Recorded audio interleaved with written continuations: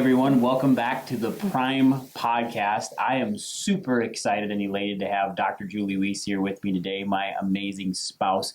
I am so happy that you get to be a part of this with me now, besides just having some interviews, but now you get to be my co-host, which is fantastic. And Dr. Julie, why don't you take a minute and just really break down who you are, what you've done here at Prime Family Chiropractic Centers, and what we're turning this amazing 4-year-long podcast into now. Sure. So I am a wife, a mom, chiropractor. I like the itty bitty babies and being able to take care of them, but I do more of the logistics of running the business rather than working in the business. Those of you that own a business, I think you understand that. You're either in or on your business. And so I enjoy that aspect. But we have found that the more that we have grown, that there has been a need for additional information to be able to get out to our community. Yeah. And so in the past, you've done an amazing job with the podcast in that it made a lot of success for the chiropractic profession and those that want a family practice. We have noticed with that success that our patients are now tuning in. And so we wanted to just take a little bit of a pivot so we can encompass all of the things that we like to do. That, you know, our primary is family, and then comes our chiropractic office. Mm-hmm. But we also love to start businesses and help businesses and support our community.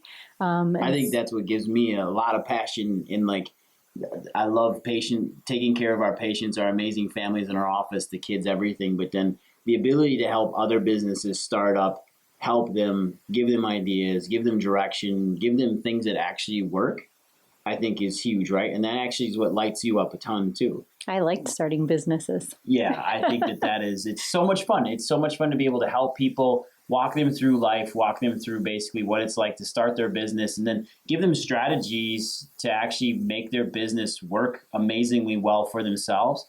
And I would say help them set up their lifestyle first and then set up their business next. What do you think is some of the major points that a business can start off with right away from that perspective of setting their lifestyle up first to their business versus setting their business up? Let me take that back. No, I understand. Yeah. So I think the biggest thing is, I think when anybody starts to go down to, okay, I'm going to develop or I want to do this business. And so you are super passionate about it, and then you go all in, and then the business becomes all consuming. Bottom line is, you didn't set up non-negotiables and you didn't have boundaries around the thing that you wanted to love to do. And then it turns into work. Yeah. So let's start there right away. So let's start work first with non-negotiables, because they go with boundaries. So why don't we talk about non-negotiables and how that works inside of a healthy marriage and inside of a healthy business? Because I like the concept of miracle marriage equals miracle business, which equals miracle success. So you're the miracle. I love working with you every day. So what are some of the hard non-negotiables that we've talked about and kind of went through? This might be a learning experience for me. Do you remember? Maybe I should ask you if you know what they are. Like we've always said, like our family comes first. So a non-negotiable for us is that we have family dinner every night. So as our children have grown in activities, sometimes that picture that we've maybe painted in the picture that I've maybe painted in my head maybe looks a little bit different. But that is non-negotiable, that we will always be around that dinner table. There's 7 nights in the week that will, at least 5 nights during that week, that we will be together, having dinner together, sharing that meal, discussing what the highlights were of that day. Sometimes we're not all in a good mood, kids included, and that's okay, but we are together around that table. So that's non-negotiable number one for us. Non-negotiable number one is bringing the family back into family dinner. Absolutely. I think that's huge. I think that has been the ability to, I think it comes back to breaking bread with family and friends to get on a table of being on the same level all the time. That the kids know that when they're at our table with us and we have dinner, that they're equals. They're not just our children. and their input's extremely important into how we run our lives and how they run their lives. And we actually hold space for that. It's not a you do as I say, not as I do type situation, right? And we try to lead from the front. We try to lead them and bring them up, but also let them know that their opinions matter, that their thoughts on the day and how they interacted with their friends at school and how things went with their teachers and how they like.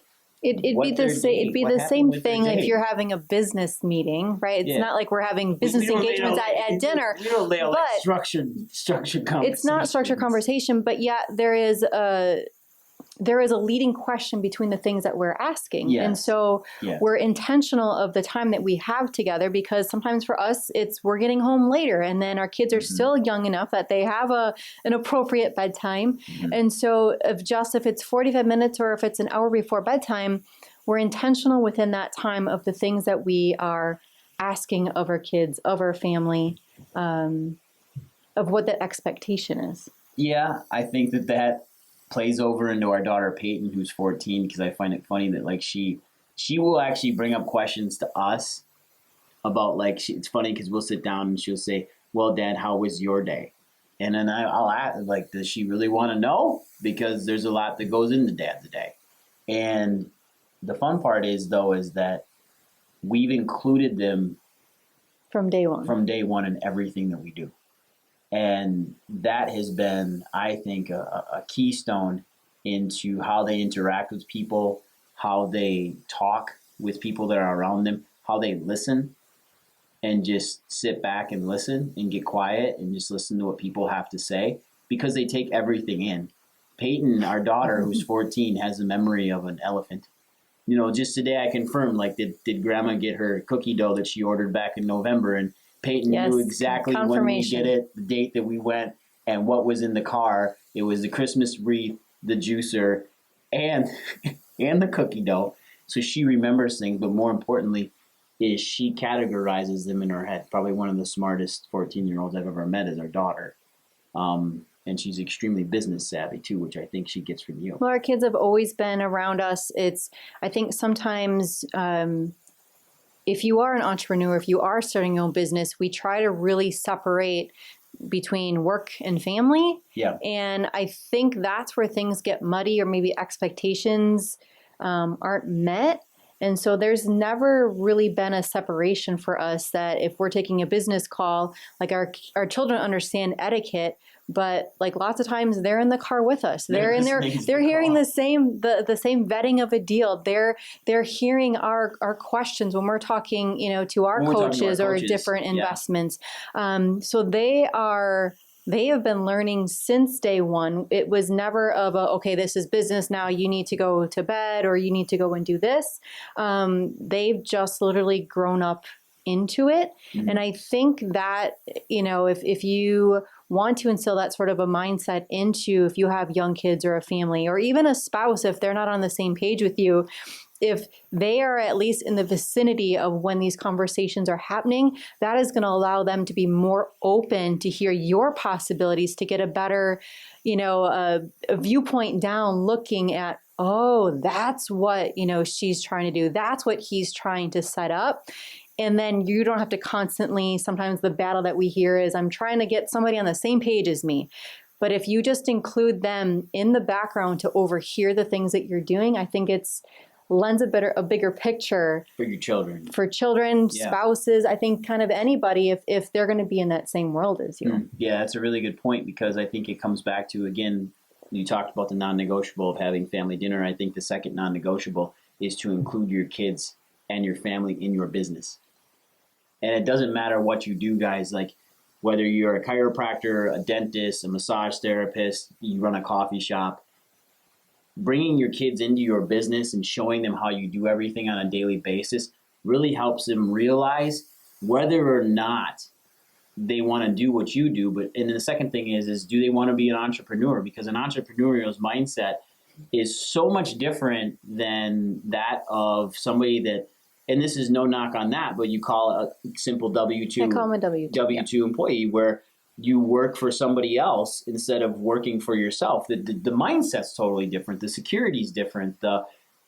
The energy is different, and we need both types of people in the world. But some people are just built to be able to handle the stressors of the potential unknowns. Yeah. And other people would much rather just have the reliability of somebody else and the security to just be able to show up, do their work, and then maybe have an input, maybe not, but then just to be able to go home at the end of the day and not have any other concerns. I agree. There's pros and cons to both. But again, if an individual has an opportunity to grow up within that, then they can start to make that educated decision of, okay, that's definitely what I want to do, or that is definitely not for me. I think another non-negotiable that we have with our children is we involve them in our finances. And granted, they don't know exactly how much money we have in our bank accounts and where we have things stored and saved, but they've actually legitimately had conversations with our financial planner as far as what they want to do, where they want to invest, and they're talked to like they're adults from day one. Well, hey, if you wait until you're 18 or 23 to start a financial journey, you're 20 years behind everybody else. Yes. And it doesn't matter what your goals are financially. If you have a foundation, then you can at least build off of that. And so these things are not taught in school. They're maybe touched upon it in college, but they're not even touched upon in college. And so the simple, easiest things can be taught at home.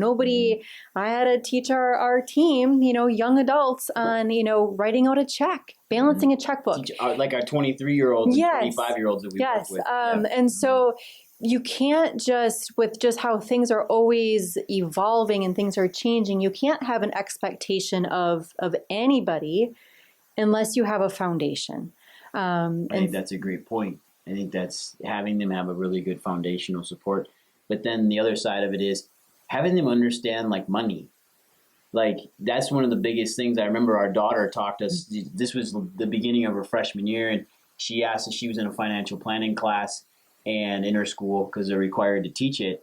And they were teaching a deductive reasoning model where basically you're trying to eliminate debt by going all cash and not in. Bottom line, it was different. It was really different. It's an entrepreneur type of how she's been raised versus a lack mentality, lack mindset. And so we can have both of those mindsets.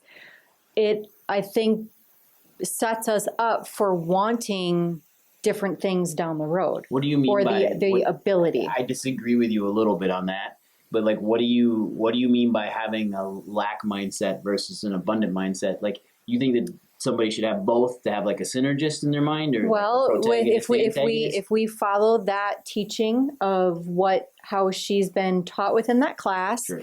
Nobody would ever purchase a house. Nobody would ever have credit cards.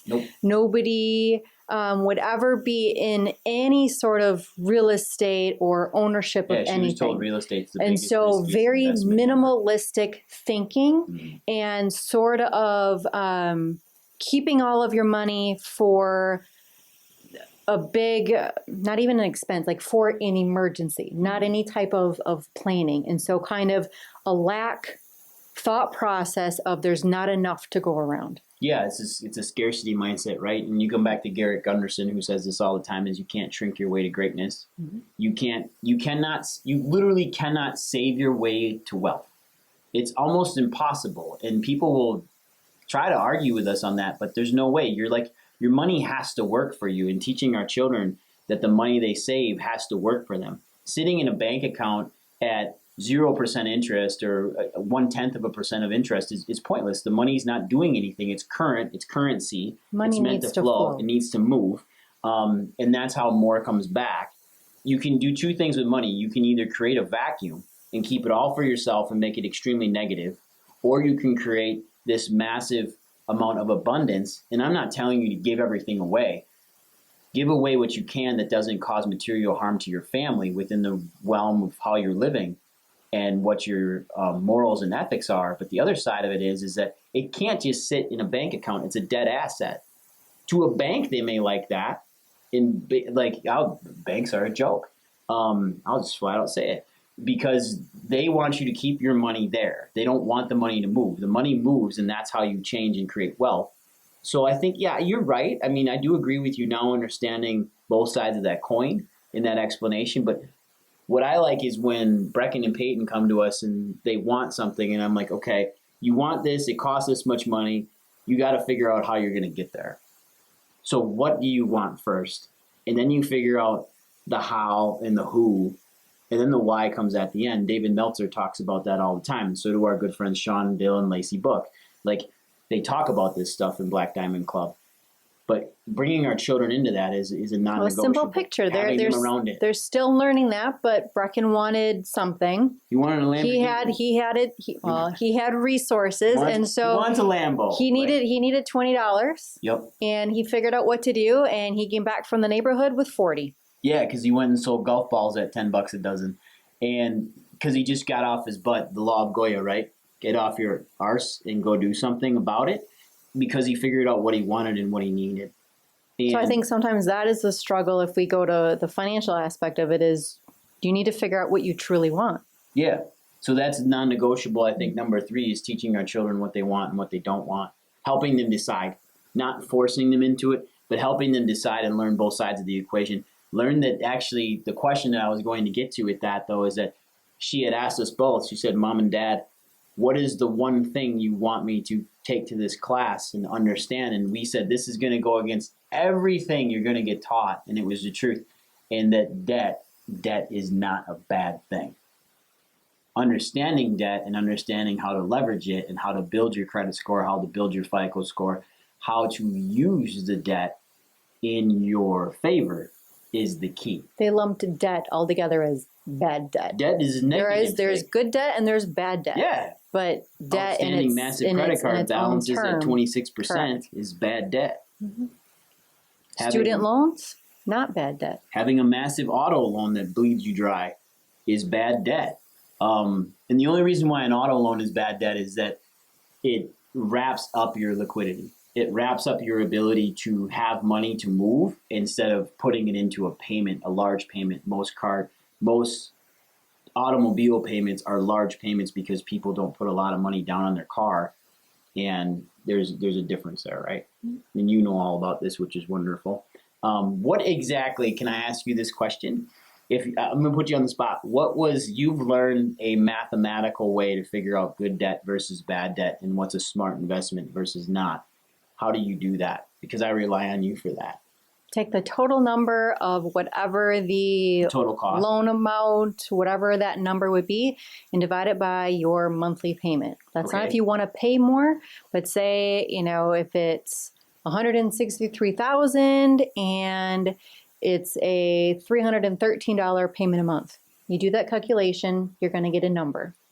The smaller the number, the worse it is.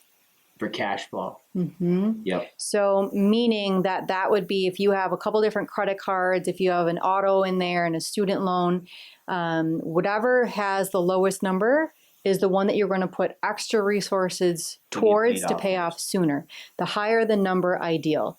So if you're like in the 70s, 80s, like that is not bad. The 50 is kind of that mark that if there's something below that, you want to pay off super quick. If it's hundreds, like business loans, lots of times they're like 100, 200, 300, student loans, 313. Those are good. Don't be in a hurry to pay those things off. That is not bad debt. No, and that debt actually builds your scores, but more importantly, most of the time, those longer loans that are longer in length. The term, the APR, none of that matters. It has everything to do with what the outstanding is and what your payment is. And remember, we're talking about cash flow here. So having cash flow to be able to be liquid and move your cash. Well, if your cash is all tied up into payments, it's not a good thing. So you want to get rid of the payments that actually suck your cash flow faster.